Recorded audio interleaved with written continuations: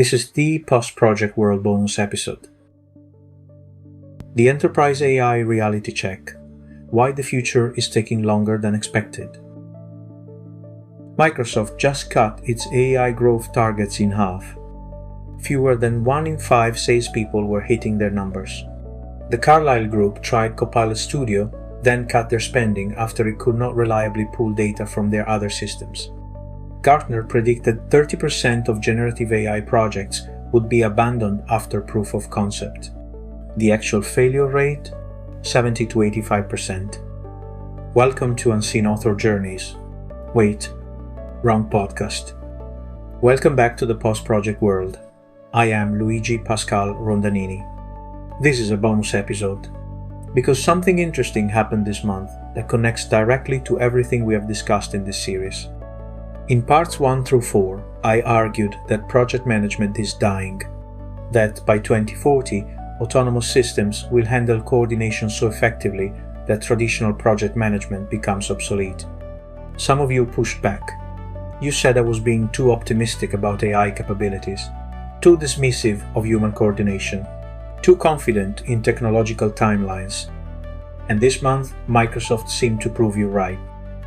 So, was I wrong? Let us find out. Part 1.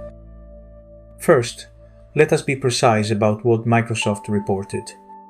Microsoft disputes calling these sales quotas, and they draw a distinction between compensation-tied quotas and internal growth targets. Fair enough, but the adjustment happened.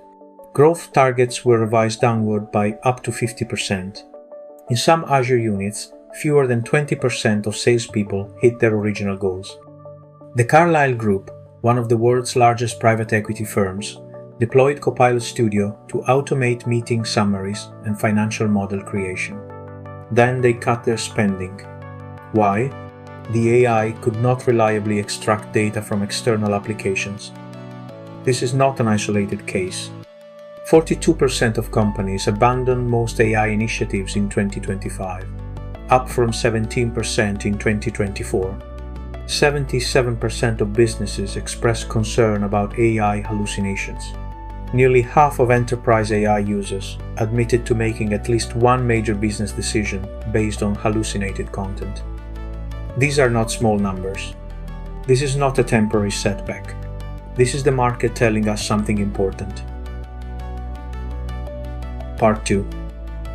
Here is what I have learned from testing AI tools across treasury systems evaluation, document analysis, and content creation over the past year. The gap between what these tools promise in demos and what they deliver in production is substantial. But here is what the headlines miss. The technology itself is not failing. Our implementation strategies are. Let me explain with 3 specific problems. Problem 1. Data quality. Consumer chatbots work because they answer general questions against general knowledge. Enterprise tools need to pull from your CRM, your ERP, your proprietary data. And that data is usually messier than anyone wants to admit. 34% of organizations identify data, availability, and quality as their top implementation barrier. Not the AI. The data the AI needs to work with. Problem 2. Integration complexity. A simple document searched through retrieval augmented generation costs upwards of $750,000 to implement properly. Fine-tuning a model on industry-specific data runs $5 to $6 million up front. These numbers make the $30 per user per month subscription pricing look almost quaint. Problem 3. Verification overhead.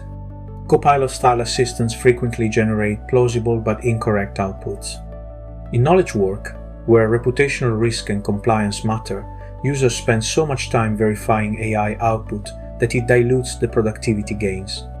The net result often approaches zero. This is not a failure of artificial intelligence. This is a failure of artificial intelligence implementation. The distinction matters enormously for understanding where we are headed. Part 3. So, does Microsoft's struggle invalidate everything I said in this series? No, but it does clarify the timeline. In part 1, I argued that project management dies because projects themselves become obsolete. Organizations shift from discrete project cycles to continuous value streams orchestrated by AI systems. The thesis remains sound, but the path to get there is messier than the demos suggest. Here is what I got right. The direction of travel is clear. 78% of organizations now use AI in at least one business function, up from 55% in 2023. Employees using AI report an average 40% productivity boost. Control studies show 25 to 55% improvements depending on function. The technology works when implemented correctly in the right context with proper data infrastructure. Here is what I underestimated. The organizational transformation required to make AI work is harder than the technical implementation. You cannot bolt Copilot onto a company with messy data, unclear processes, and siloed systems and expect magic. The AI reveals the dysfunction. It does not fix it. This is actually the core insight of part 2 of this series. Designing autonomous organizations requires sensing systems, decision engines, and execution networks. Most companies have none of these in place. Microsoft's Copilot struggles are not evidence that autonomous coordination is impossible. They are evidence that most organizations are not ready for it. Yet, Part 4. Let me get practical, because some of you are trying to figure out which AI tools to use right now. Having tested multiple platforms across different use cases, here is what the benchmarks do not capture. The practical reality of working with these tools daily. Claude from Anthropic excels at long-form analysis, coding tasks, and anything requiring sustained reasoning across complex documents. The 200,000 token context window means you can feed it entire contracts or technical specifications without chunking. For treasury work, analyzing vendor proposals, comparing system architectures, drafting technical evaluations, Claude consistently produces the most usable first drafts. The trade-off is cost. It is among the more expensive options per token. ChatGPT from OpenAI remains the most polished all-rounder with the largest ecosystem. The Microsoft integration means it plays nicely with Office 365 workflows. For creative tasks, marketing content, and general assistance, it is hard to beat. But when I use it for detailed financial analysis or technical documentation, it often requires more iteration to reach the same quality level as Claude. Gemini from Google has closed the capability gap significantly. It offers genuine advantages for organizations already in the Google Workspace ecosystem. The native integration eliminates friction that third-party connections create. The pricing model, bundled into Workspace subscriptions, makes it the most cost-effective option for certain use cases. And then there is Microsoft Copilot. The interesting case study. On paper, it should dominate. Built into the tools billions of people already use. Backed by OpenAI's models. Distributed through Microsoft's unmatched enterprise sales channel. Yet it is struggling. The issue is not capability. It is that integration into Office apps creates workflow overhead rather than eliminating it.